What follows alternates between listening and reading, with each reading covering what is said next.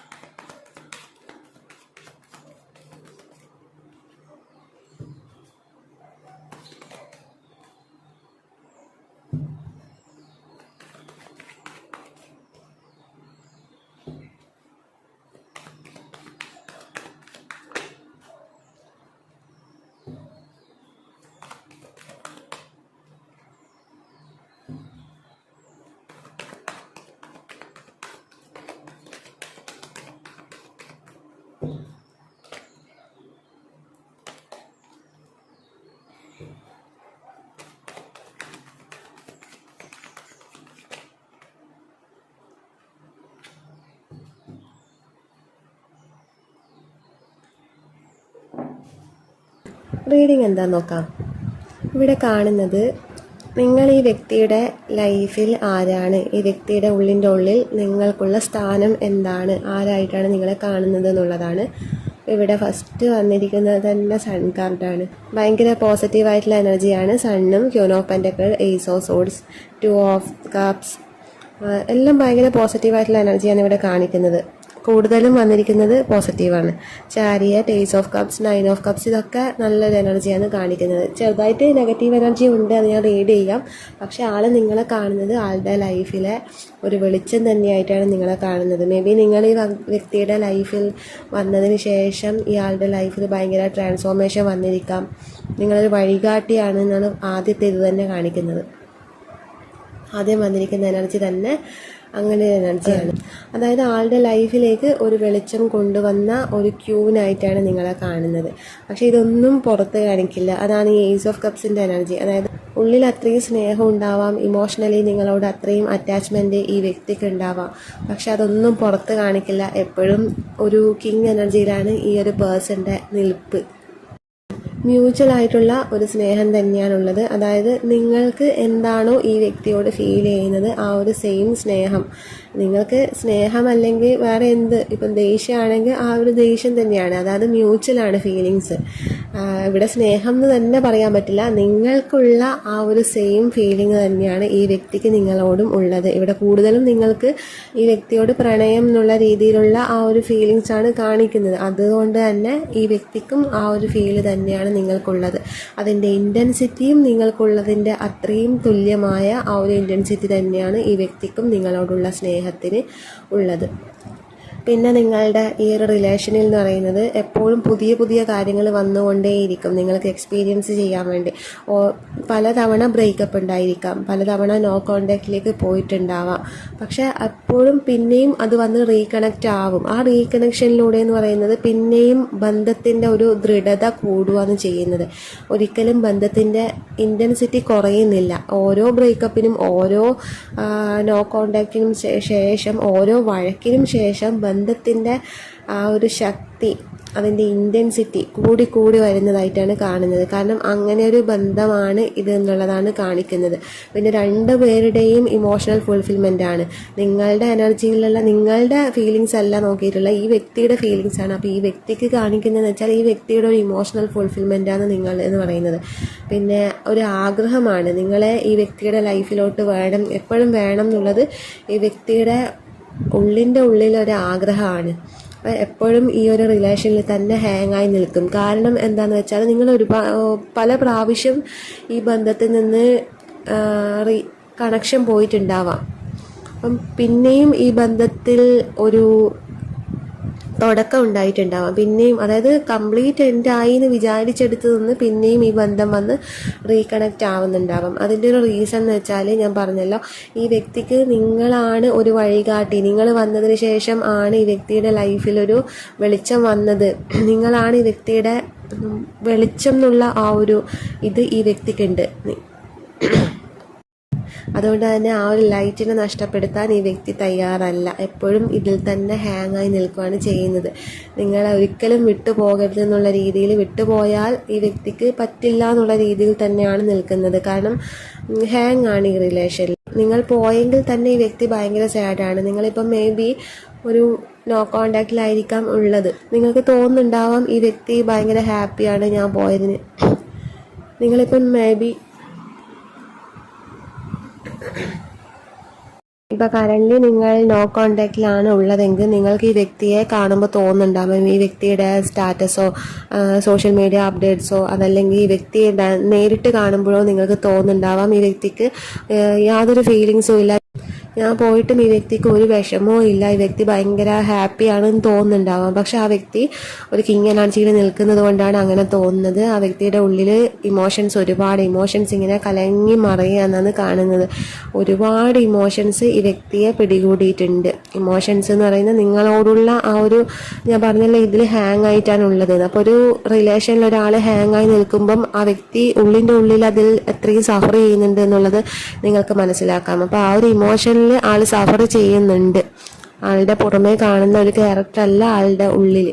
പിന്നെ ഒരുപാട് ജഡ്ജ് ചെയ്യുന്നുണ്ട്. നോ കോണ്ടാക്റ്റിലുള്ളവരാണെങ്കിൽ ഇവിടെ ആ വ്യക്തി ഒരു തീരുമാനം എടുക്കാൻ വേണ്ടി നിൽക്കുന്നുണ്ട്.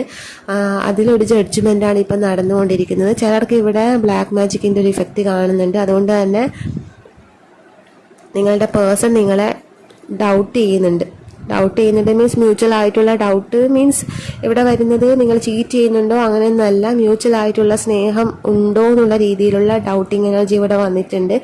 അതായത് ഈ വ്യക്തിക്ക് നിങ്ങളോടുള്ള സ്നേഹത്തിൻ്റെ തുല്യമായ ആ ഒരു സ്നേഹം തന്നെ നിങ്ങൾക്ക് ഈ വ്യക്തിയോടുണ്ടോ എന്നുള്ളത് അതിൽ ഡൗട്ട് ചെയ്യുന്നുണ്ട്. ഈ വ്യക്തിക്ക് എന്ന് പറഞ്ഞാൽ ഭയങ്കര ഓവർഫ്ലോ ആയിട്ടുള്ള സ്നേഹമാണ്. സ്നേഹം ഇങ്ങനെ ഒഴുകി മറയുന്ന പോലത്തെ ഒരു അവസ്ഥയാണ് കാണിക്കുന്നത്.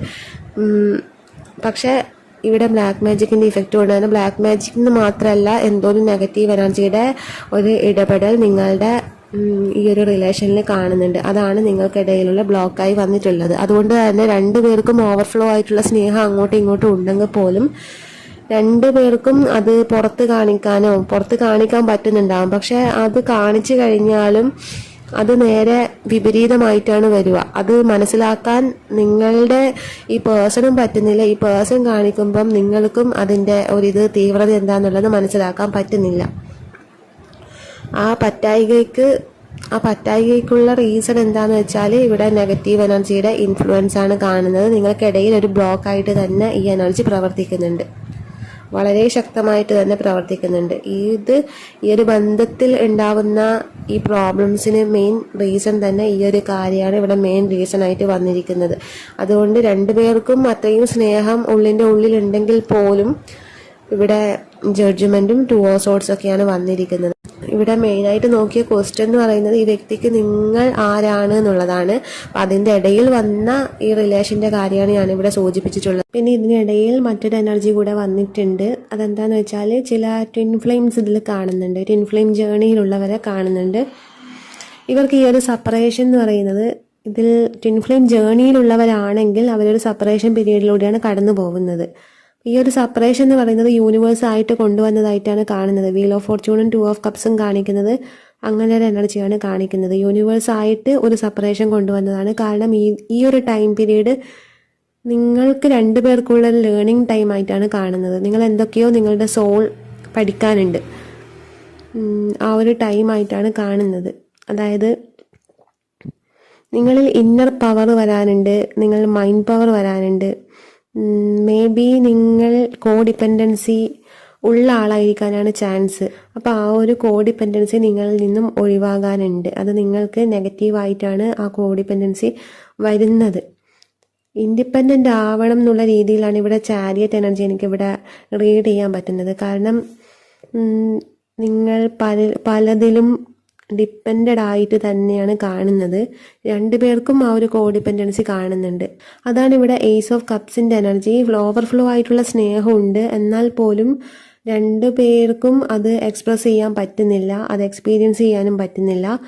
ആ ഒരു സ്നേഹത്തിൻ്റെ ഡെപ്ത് കൊണ്ട് തന്നെ അങ്ങോട്ടും ഇങ്ങോട്ടും ഒരുപാട് ഡിപ്പെൻഡഡ് ആവുന്നുണ്ട് രണ്ടുപേരും. അപ്പോൾ ആ ഡിപ്പെൻഡൻസി ആണ് ഈ ഒരു ട്വിൻ ഫ്ലെയിം ജേർണിയിൽ ആദ്യം ബ്രേക്ക് ആവേണ്ടത്. അറ്റാച്ച്മെൻറ്റ്, ഡിപ്പെൻഡൻസി, അങ്ങനെയുള്ള കുറേ കാര്യങ്ങൾ ഈ ഒരു ട്വിൻ ഫ്ലെയിം ജേർണിയിൽ ബ്രേക്ക് ആവേണ്ട കാര്യമുണ്ട്. അതുകൊണ്ടാണ് ഈ ഒരു സെപ്പറേഷൻ വന്നിരിക്കുന്നത്. കാരണം രണ്ടുപേരും ഇൻഡിപെൻഡൻ്റ് ആയിട്ട് നിൽക്കേണ്ട സോളാണ്. കാരണം എന്തെങ്കിലുമൊക്കെ സോൾ പേർപ്പസ് ഉണ്ടാവും ഈ ഒരു ട്വിൻ ഫ്ലെയിം ജേർണിയിലുള്ളവർക്ക്. അങ്ങനെയുള്ള സോൾ പേർപ്പസ് ചെയ്യണമെങ്കിൽ ആദ്യം തന്നെ നിങ്ങൾ ഈ ഒരു കോഡിപ്പെൻഡൻസിയും പിന്നെ ഇമോഷണലി ഉള്ള അറ്റാച്ച്മെൻറ്റും, അത് വ്യക്തികളോടായാലും എന്തിനോടായാലും വസ്തുക്കളോടായാൽ പോലും ആ ഒരു ഇമോഷണൽ അറ്റാച്ച്മെൻറ്റ് മാറാനുണ്ട്. അപ്പം അതിന് വേണ്ടിയാണ് ഇപ്പോൾ ഈ ഒരു സെപ്പറേഷൻ വന്നിട്ടുള്ളത്. അപ്പം അങ്ങനെയുള്ളവർക്ക് ഇതൊരു മനോബലം നേടിയെടുക്കേണ്ട ഒരു ടൈമായിട്ടാണ് കാണുന്നത്. ചാരിയറ്റ് കാണിക്കുന്നത് അതാണ്, മനോബലത്തെയാണ് കാണിക്കുന്നത്. പിന്നെ നിങ്ങളുടെ കലങ്ങി മറിഞ്ഞ ഒരു മൈൻഡ് സെറ്റ് ഉണ്ട്, അത് മാറി ഒരു ശാന്തതയിലേക്ക് വരാനുണ്ട്. അതൊക്കെ വരും. ഈ ഒരു സെപ്പറേഷൻ കഴിയുമ്പോഴേക്കും നിങ്ങളിൽ ഒരുപാട് മാറ്റങ്ങൾ വരും. അതായത് ഈ ഒരു ട്വിൻ ഫ്ലെയിം ജേർണിയിലെ ഈ ഒരു സെപ്പറേഷന് ശേഷം നിങ്ങൾ ആകെ മാറും. അതിനു മുന്നേ നിങ്ങൾ എങ്ങനെയായിരുന്നോ ആ ആളായിരിക്കില്ല ഇതിന് ശേഷം വരുന്നത്. ഇനി ഫ്യൂച്ചറിലുള്ള നിങ്ങൾ നിങ്ങൾക്ക് തന്നെ അത്ഭുതപ്പെടുത്തുന്ന ഒരു ചേഞ്ച് ആയിരിക്കും നിങ്ങളിൽ വരാൻ പോകുന്നത്. യൂണിവേഴ്സ് തന്നെ കൊണ്ടുവന്ന ഒരു സെപ്പറേഷനായിട്ടാണ് കാണുന്നത്. അപ്പോൾ ഈ വന്നിരിക്കുന്ന എനർജി ട്വിൻ ഫ്ലെയിം ജേർണിയിലാണെന്ന് തോന്നുന്നവർക്ക് മാത്രം ഉള്ള ഒരു എനർജിയാണ്. അത് എടുക്കുന്നവർ എടുക്കുക, അല്ലാത്തവർ വിട്ട് കളയുക.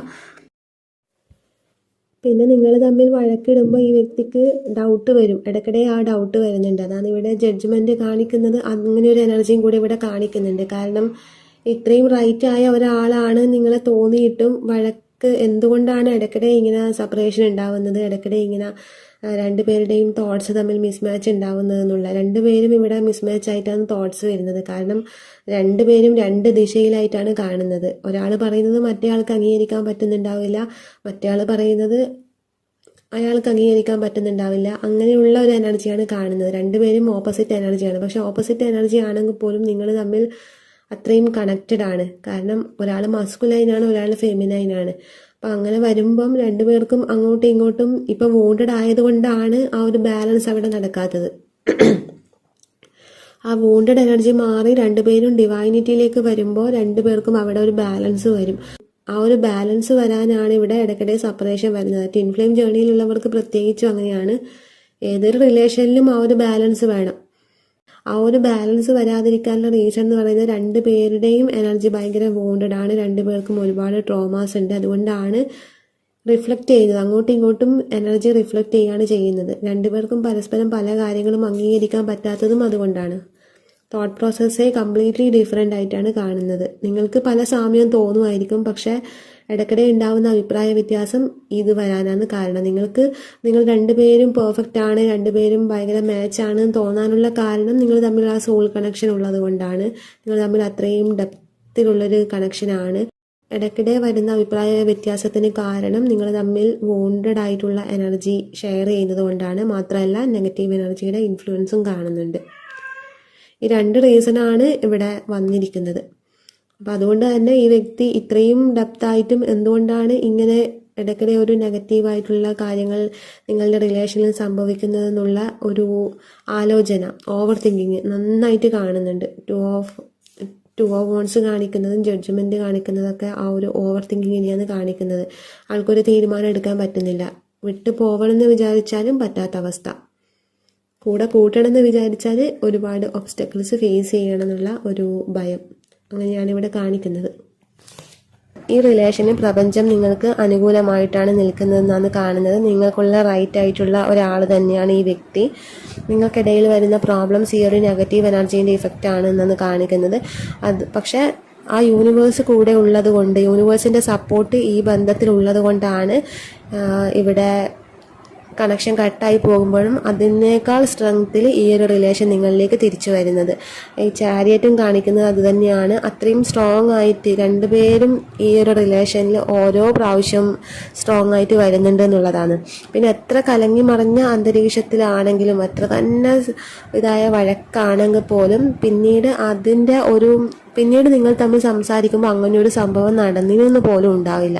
അത്രയും ഒരു ഡെപ്തിലാണ് ഈ ഒരു കണക്ഷൻ എനിക്ക് കാണുന്നത്. ആകെ ഒരൊറ്റ നെഗറ്റീവ് കാര്യമാണ് ഇവിടെ ഉള്ളത്. അത് ഈ നെഗറ്റീവ് എനർജീൻ്റെ ഇഫക്റ്റാണ്. അതാണ് നിങ്ങൾക്കിടയിലുള്ള പ്രോബ്ലംസായി വന്നിട്ടുള്ളത്. പിന്നെ bottom of the deck 7 of cups ആണ് വന്നിട്ടുള്ളത്. അത് ഓപ്ഷൻസിനെ കാണിക്കുന്നതാണ്.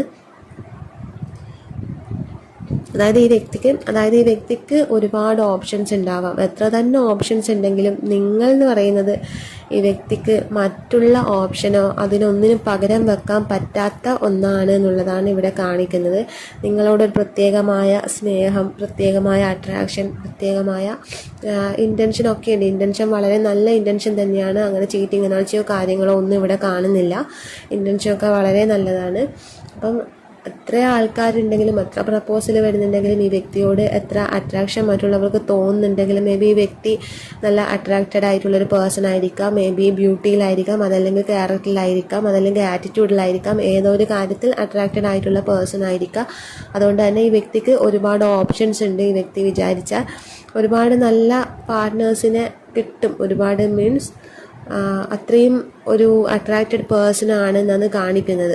അപ്പം അത്രയും അട്രാക്റ്റഡ് പേഴ്സൺ ആണ്, ഒരുപാട് ഓപ്ഷൻസ് ഉണ്ട് എന്നെങ്കിൽ പോലും നിങ്ങൾക്കുള്ള ആ ഒരു പ്രയോറിറ്റിയോ, നിങ്ങളിൽ ഈ വ്യക്തി എത്രത്തോളം അട്രാക്റ്റഡ് ആയിട്ടുണ്ടോ അത്രയൊന്നും മറ്റുള്ളവരുമായിട്ട് അട്രാക്റ്റഡ് അല്ല. ആ ഒരു അട്രാക്ഷൻ ഒന്നും മറ്റാരോടും ഈ വ്യക്തിക്ക് തോന്നുന്നില്ല. നിങ്ങളോട് തോന്നുന്ന അട്രാക്ഷൻ്റെ ഒരു പകുതി പോലും മറ്റൊരു വ്യക്തിയോട് ഈ ഒരു ആൾക്ക് തോന്നുന്നില്ല. എപ്പോഴും നിങ്ങൾ തന്നെയാണ് ഈ വ്യക്തിയുടെ ബെറ്റർ ഹാഫായിട്ട് കാണാൻ പറ്റുന്നത്. അപ്പോൾ അത്രയും ഒരു വാല്യൂ ആണ് നിങ്ങൾക്ക് ഈ വ്യക്തിയുടെ ഉള്ളിലുള്ളത്. ഈ വ്യക്തി പുറത്ത് എന്ത് തന്നെ കാണിച്ചാലും ഈ വ്യക്തി മനസ്സുകൊണ്ടും ആത്മാവ് കൊണ്ടും നിങ്ങൾ അഡിക്റ്റഡ് ആണ് എന്നാണ് കാണിക്കുന്നത്. ആക്റ്റീവായിട്ടുള്ള സയൻസ് ഏതൊക്കെയാണെന്ന് നോക്കാം. Spices, cancer, Scorpio, Gemini, Libra, Aquarius, Aries, Leo, Sagittarius.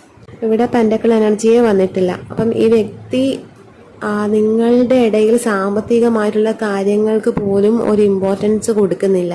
അതായത് ചിലർ കരിയർ ബേസ് പോയിട്ട് എനിക്ക് കരിയറാണ് ഇമ്പോർട്ടൻ്റ്, നീ അതിന് ശേഷം മാത്രമേ ഉള്ളൂ, ആദ്യം കരിയർ ഒന്ന് സെറ്റാവാൻ നോക്കും, എന്നിട്ട് ഈ റിലേഷനിൽ ഒന്ന് സെറ്റാവാൻ നോക്കും. അങ്ങനെയൊക്കെ ആയിരിക്കും പലരും ചെയ്യുന്നത്. പക്ഷേ ഈ വ്യക്തിക്ക് നിങ്ങളുടെ ഇടയിൽ അവരുടെ കരിയർ പോലും കൊണ്ടുവരാനുള്ള താല്പര്യമില്ല. അപ്പം അത്രയും ഒരു ഇമ്പോർട്ടൻസ് ആണ് നിങ്ങൾക്ക് ഈ വ്യക്തി തരുന്നത്.